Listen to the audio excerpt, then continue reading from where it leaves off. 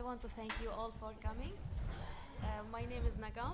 I was an English teacher in Syria, and now I work at Edmonds Elementary as a para-educator in Burlington, and also as an interpreter at VRRB. I would like to tell you a little bit about women in Syria, and I like to start with Zenobia, the Queen of Palmyra.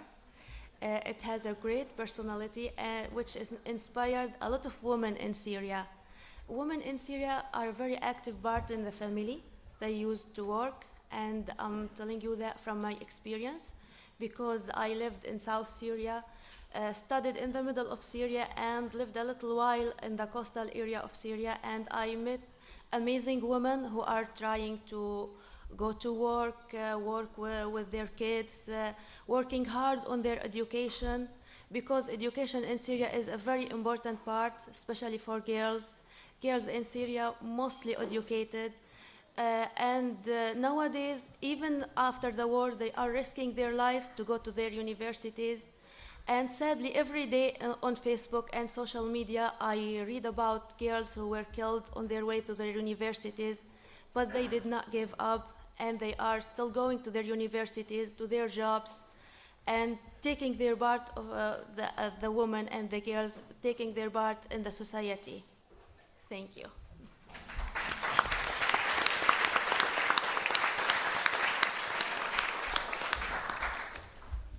Hi, everyone. Can you hear me? All right. Okay, perfect. So my name is Maha Ake. I'm a 22-year-old Syrian American, and also a recent graduate from UVM. I want to thank all of you for joining us tonight, and to VRP for hosting this event. During this discussion, I'll be speaking about my experiences as a Syrian American and what it means to me to be Syrian. Just a warning, during the rehearsal, I got a little emotional, so just be prepared towards the end. So my first trip to Syria was in the winter of 1998, and that was when my father had just received his green card, allowing him to return to Syria for the first time in 10 years. I wasn't originally supposed to go with him. He had previously asked my older sister, Reem, who was in the 4th grade at the time, but she claimed she had too much work and didn't want to miss any class time. So she turned down the invitation, and it's a decision she regrets to this day, but one that I'm very grateful for. So on December 25th, 1998, my father and I flew to Damascus together for the first time, and were welcomed with open arms by an enormous crowd waiting at the arrivals gate. If any of you have seen my big fat Greek family, you can kind of get the idea. So I was 5 years old at the time, and I was incredibly homesick for the first few days. I was in a strange new city surrounded by unfamiliar aunts, uncles, and cousins whose voices I had only ever heard over the phone. However, it didn't take me too long to forget that I was halfway across the world from my mother and sisters and begin to truly enjoy my time in Syria. While I was there, I stayed up until 4 in the morning with my cousins playing, singing, dancing, and eating. I visited my father's Damascene-style childhood home near Bab Shari and trampled down the same stairs that broke his wrist 3 times. I explored the narrow and winding cobblestone streets in the old city of Damascus and sat in the back of my uncle's white pickup truck as we drove up to Mount Qasiyun. And although my memories are a bit vague during this time, I can still sense the joy I felt through them all. By the end of the 2 weeks, the city, language, people, and culture no longer felt unfamiliar, but like a second home. Over the following 12 years, my family and I continued to visit Damascus about every other summer. And while I loved our time in Syria, I never really felt the connection that I do now. Growing up, I remember constantly asking my mom and dad if we were anything else besides Syrian, to look back deep in our history to discover a long-lost family member from a different country. I practically begged them and only found comfort after my father offhandedly mentioned an Egyptian great-grandmother. And due to my obsession with Egypt at the time, I decided to tell all of my 4th grade classmates I was related to Cleopatra. And not only was Cleopatra Macedonian Greek, but I later found out that my great-grandmother was in fact Lebanese. It wasn't until my 6th and last visit to Syria that my perception began to shift. During the summer of 2010, I traveled to Syria for 6 weeks, primarily to enhance my Arabic speaking skills through the Damascus Summer Encounter Program. This program provided opportunities to volunteer and travel, widening my lens beyond the scope of Damascus. In past visits, my family and I typically stayed in Damascus to spend our time with family, with an occasional weekend trip to our uncle's summer home. The program was relatively short, only 4 weeks, but the time I spent learning and exploring had an extraordinary impact for several reasons. It provided opportunities to visit cities and historical sites outside of Damascus. I explored the ancient citadel of Bosra, watched the sunrise from the ruins of Palmyra, climbed up what seemed like hundreds of stairs to reach the Marmusa Monastery, and toured Kinetra, a demilitarized zone between Syria and Israel. My travels around Syria left quite the mark on me and opened my eyes to the country's vast history and rich and beautiful culture. I embraced the Arabic language and the Middle Eastern culture, and it felt exhilarating to finally accept it. So this program also enabled me to learn more about my family as I spent my free time with my aunts and uncles. In past trips, my mother and father typically served as translators, but I was left to my own devices during this visit.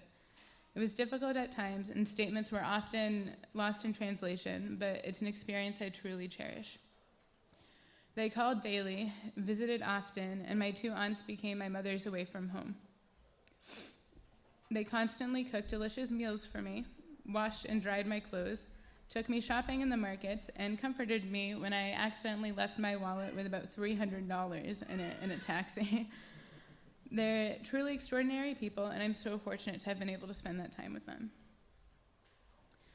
I developed a deep sense of pride for my country after the summer of 2010. Sorry. There were so many things.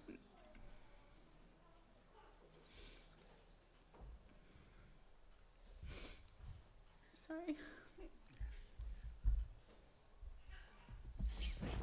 There were so many things I missed about Syria after moving home. Some of them concrete and others that can't be put into words. I missed the smell of jasmine in the air, the heat of the sun beating on my skin, and the dust settling in my socks. I longed for the singing of the muezzin during the call to prayer and the constant honking of car horns.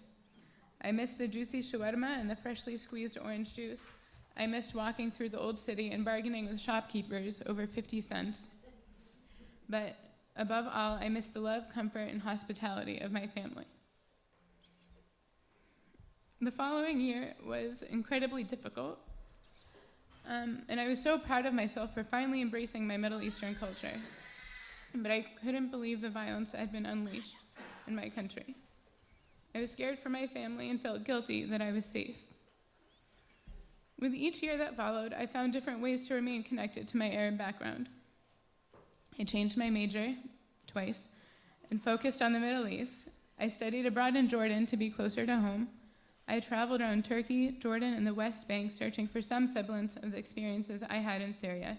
And even now I take comfort in attending cultural events that are frequently held around Boston, including the Boston Palestine Film Festival just last week. During the festival, my family and I attended a screening of On the Bride's Side, and I won't go into too much detail, but it's a documentary that portrays the incredible journey of 5 Syrian and Palestinian refugees from Italy to Sweden, as they seek refuge from the violence in their home country. Afterwards, there was a discussion with Gabriel Del Grande, one of 3 directors of the documentary. One statement he made really resonated with me, and it's something I haven't been able to forget since. And what he discovered through this journey is that the story of Syria is one of love.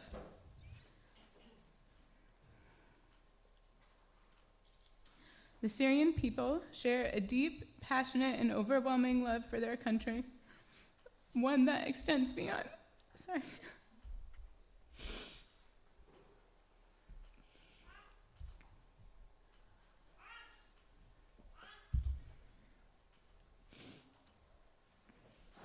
one that extends beyond the realms of politics and religion. This reverence is something I've witnessed with my parents, my family, my friends, and even strangers, as well as within myself. In addition to this love, we also have in common many hopes. The hope that the violence will cease, the hope that our people can live without fear and in peace and safety, and finally, the hope that one day we will be able to return to our beloved and beautiful homeland of Syria. Thank you.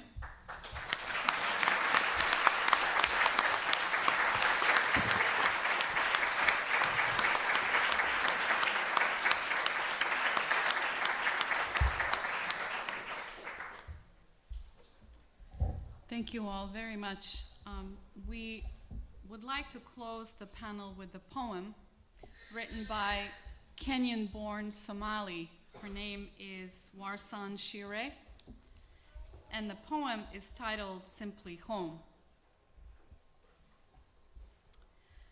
No one leaves home unless home is the mouth of a shark. You only run for the border when you see the whole city running as well. You have to understand that no one puts their children in a boat unless the water is safer than the land. No one chooses refugee camps or strip searches where your body is left aching, or prison because prison is safer than a city on a fire. No one would leave home unless home chased you to the shore, unless home told you to quicken your legs. No one leaves home until home is a sweaty voice in your ear saying, leave, run away from me now. I don't know what I've become, but I know that anywhere is safer than here.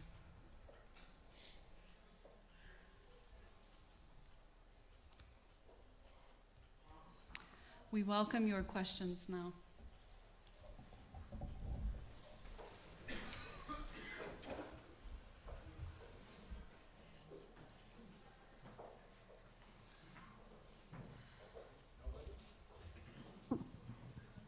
We have 3 mics for your convenience, so anyone? Yes. Besides donating money, how do you think Vermonters can help the Syrians best? Besides donating money to organizations that are helpful to refugees, what are concrete ways we can help? Besides raising money to help the refugees, the Syrian people would like you to go to your congressmen, women, senators, push to stop the war, push for peace.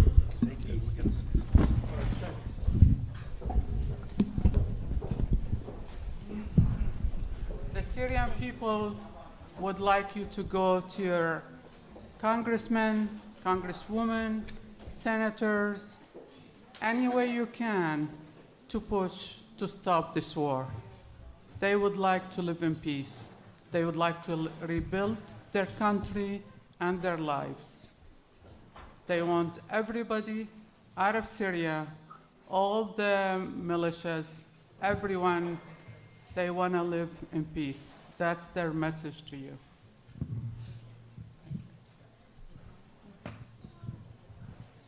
Hello. My question is, how can that peace be made? Do you have suggestions for bringing the groups together? So much of the war seems to be fought by outside people, That's what countries, we're talking you know. about. And so, anyone have specific suggestions for peace? I think in what I heard and speaking to people, they just want, because a lot of countries supporting different fractions by like sending money or weapons, or just stop supporting everybody, either the government or the oppositions. Stop sending money and weapons to Syria. Let everybody go out and let people live.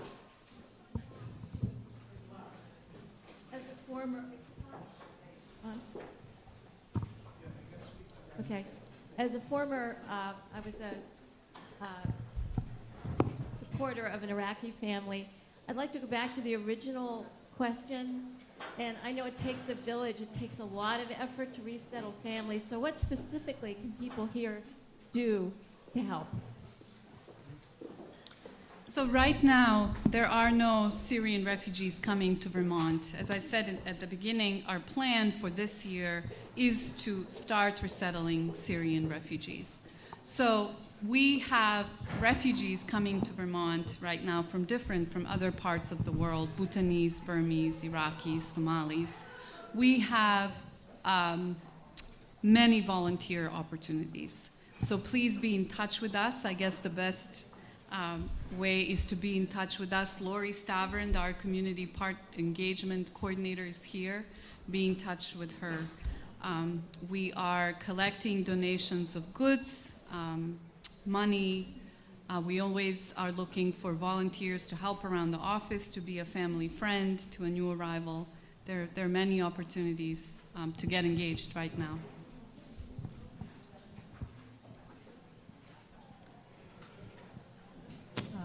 This week there are some talks happening in Vienna. Is there hope in these talks? Okay. So whenever that people start to talk, so there's hope. So if all the parties come together from the beginning, let's start from the beginning. If all the parties sit together, speak together, we will not have this devastated war. So whenever there's a dialogue, it's a good sign. Also, also maybe it will help that we are trying also to give this idea also to the American population that Syrian people, they are not leaving their country because they don't like their country. They are leaving a beautiful country. So if that's not really, the situation is not that bad, people to put their kids, their dreams on a boat, to danger their life, where 50% they'll be killed, they'll be in the sea, drowned in the sea. So that means that they are really running. They are fleeing their lives from something horrible. And again, there's still people there inside of Syria that every day going to work, anything that is routine for us in here, it's a kind of very challenging to have. I want to go back to the original question too, what can we do? I think there's so much we can do, and being the concrete sequential that I am, I try to find things that are concrete that I can do. We are looking for donations for boots, English textbooks, and pots and pans. So those are really needed you can hand them to us, or you can donate some money in some cans out there. Yes, all sizes. Winter coats, hats, gloves, warm things, not windbreakers, because people don't quite understand. You'd have to put 2 or 3 layers. Warm clothes. Thank you. Thank you, Anne. Anne has been our volunteer for many, many, many years.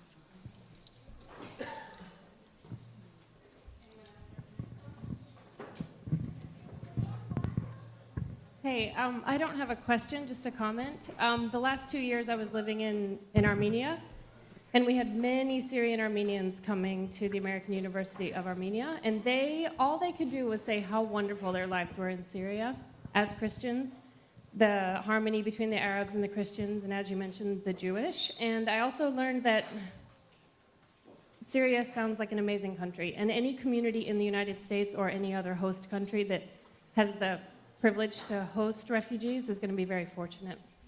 Thank you. Thank you. Actually, just one thing. Syria hosted refugees from different parts of the world, coming Armenians, Palestinians, Lebanese, Iraqis. The Syrian people hosted them. They didn't stay in camps. people opened their houses and let them stay in. They offered them food, shelter, and clothing. So I think at least what we can do for them is to treat them the same. Thank you.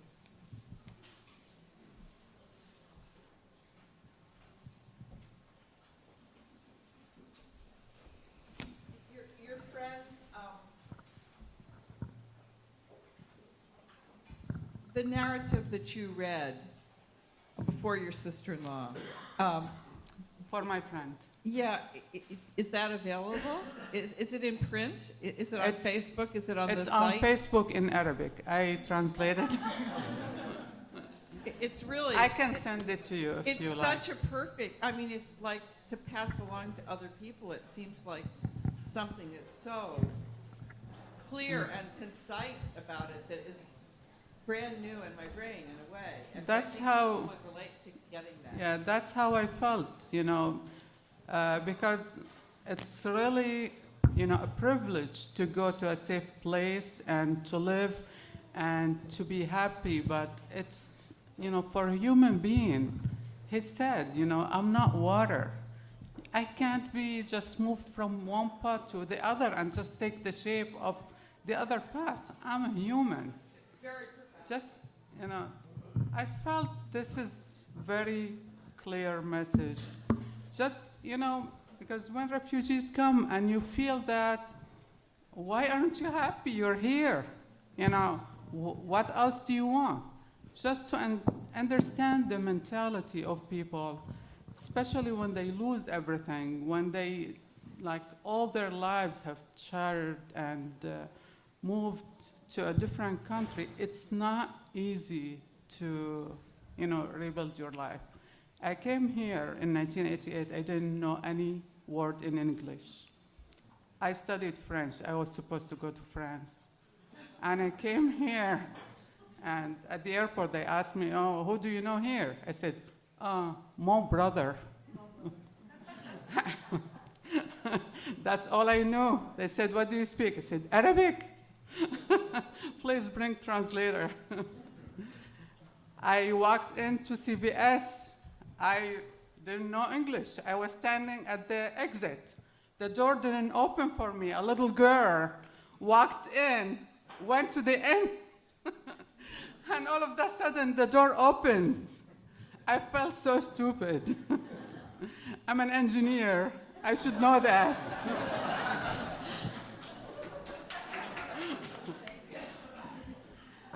These are a lot of stories I can tell you from, you know, when we came here.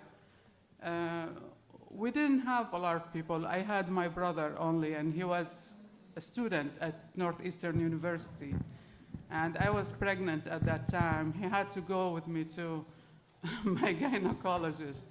And every question the doctor asked him, he had to translate to me. His face turned red. I don't know, I'm just a student.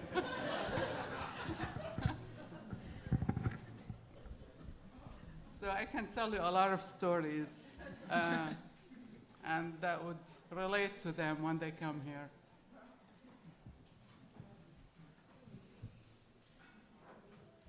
Thank you. I can give it to you. So at this point, oh, there's a question, yes. I don't have question, just I have a comment. I was born and raised in Syria. Originally, my parents, Palestinian, but I was born and raised in Syria. I came here before 2 years. I fled from the war, and I came here for safe.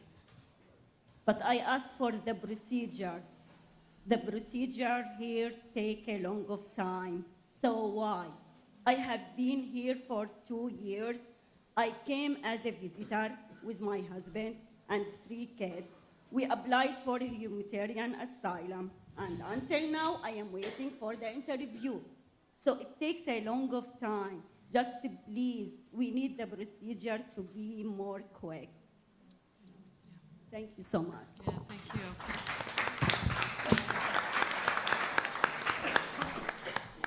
So from the time a refugee applies to be recognized, actually, an individual applies to be recognized as a refugee, it takes 1,000 days to process them.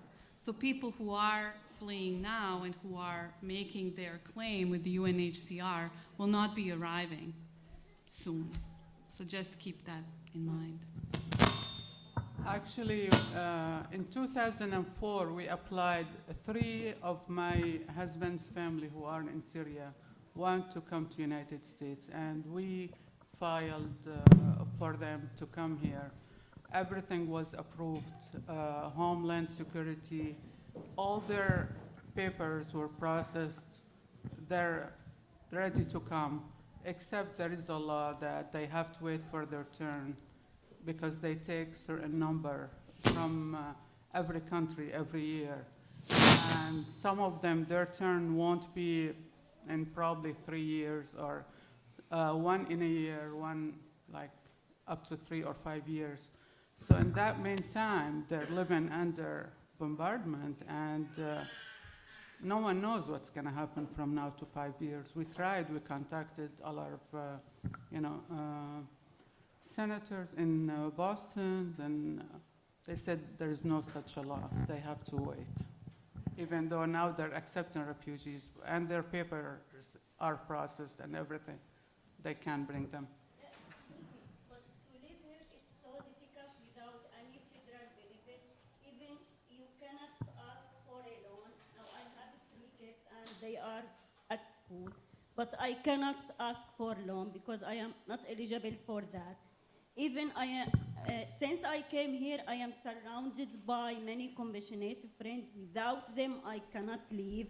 Even Senator Leahy office and Senator Sanders' office, all of them help us.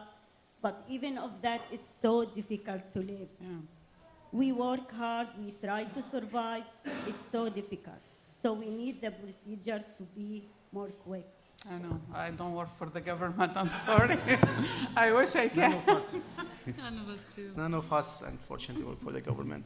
So just to add something for Vermont and Syria, actually the United States and Syria. It used to be a place in New York City called Little Syria, because it used to have a lot of Syrians in the last 2 centuries. Also, I'm reading about some history of Vermont. I discovered that first Syrian immigration started in 1881. And still until now, in St. Joseph Cemetery in Burlington, there are some tombs with Arabic script written on them. So Syrians are not new to the United States. Syrians are not new to Vermont. So we hope things will get better, and hopefully we'll have, nobody can tell, have some Syrians in the future.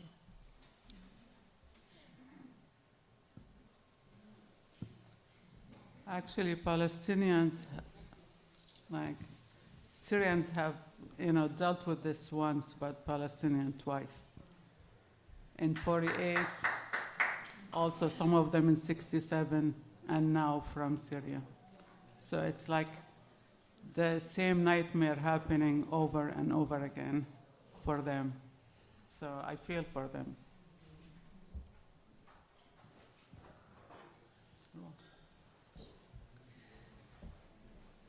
Thank you. If there are no other questions, we will stop at this point. Please come up to the panelists, have conversations, be in touch with us. We will go back to the music for the last half an hour. I just want to remind you all that we have silent auction going in the next room, 2 rooms over. Please put your bids down. And we have some cards in the front, I think. If you want to make a donation, maybe they're on each table. If you would like to make a donation, please do so. Thank you so much. Enjoy the music.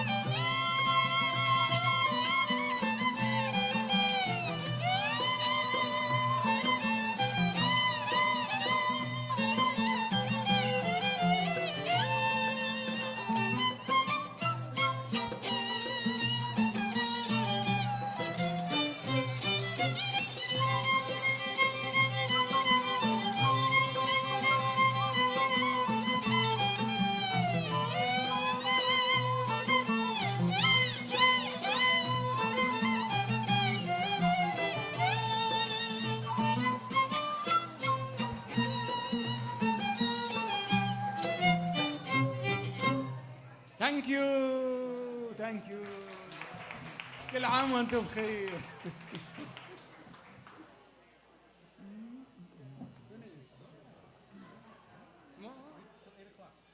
Okay, Mr. Jeb, he want more.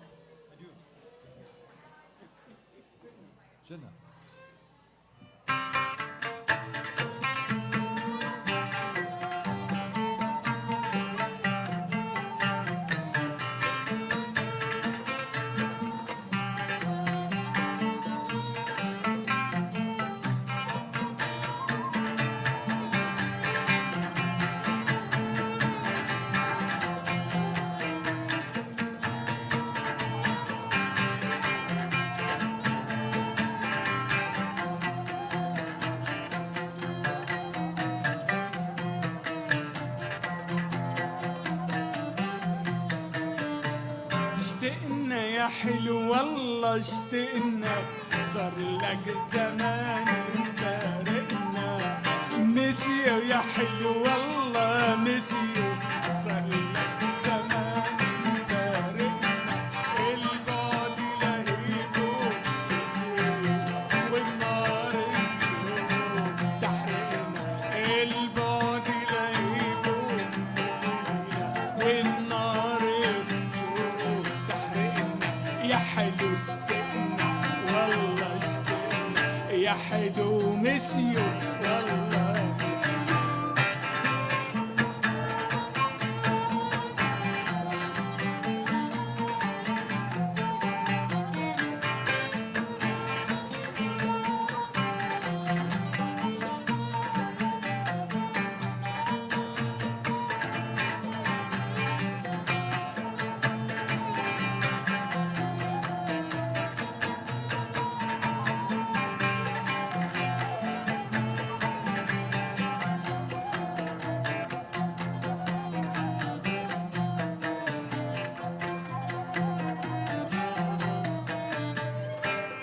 يا حلو مأسى قلبك، عذبت الروح اللي تحبك. يا حلو مأسى قلبك، عذبت الروح اللي تحبك. يا ما كنا نمشي على ياما ياما وياما تعالقنا. يا ما كنا نمشي على دربك، ياما ياما وياما عتبنا. يا حلو اشتقنا والله اشتقنا، يا حلو مسيو والله مسيو.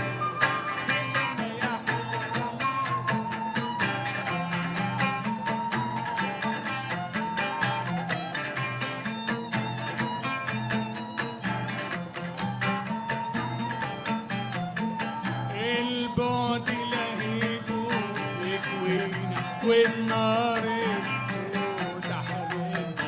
البعد لهيبو يكوينا والنار تحرقنا. يا أشرف حلو يا حلو يا حلو والله اشتقنا يا حلو. أيوة اشتقنا يا